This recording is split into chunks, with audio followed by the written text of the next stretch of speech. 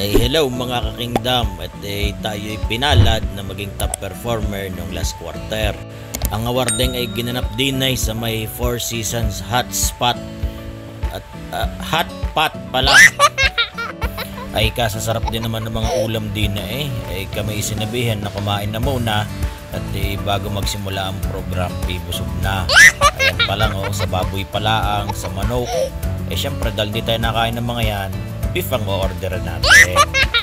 At meron din silang bar counter at titikman din natin tong iba't ibang klaseng juice na meron sila.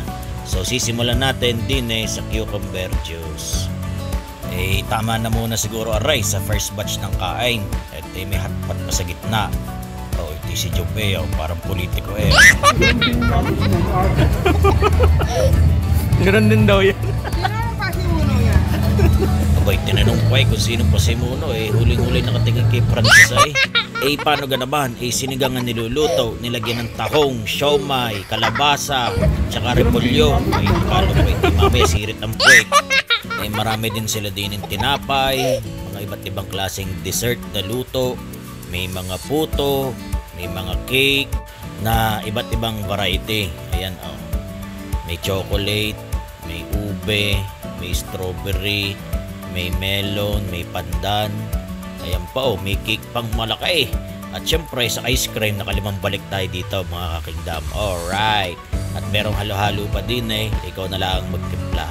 Pero bagong lahat, makinig muna tayo kay Boss O. Being number one for a month is difficult, right? Being number one for 2 months is extra hard. But being number one for 3 consecutive months is really phenomenal. So guys, thank you for all the things that we do.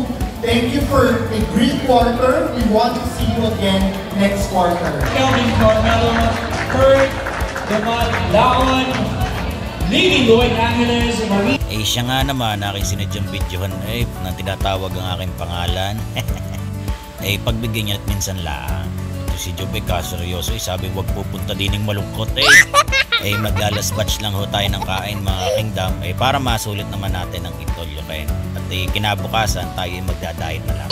At pareho ang tunay na sahog ng sinigang, hindi yung kalabasa, hindi siomay, pareho dito na lang kami kukuha. Kaya see you sa susunod. Salamat.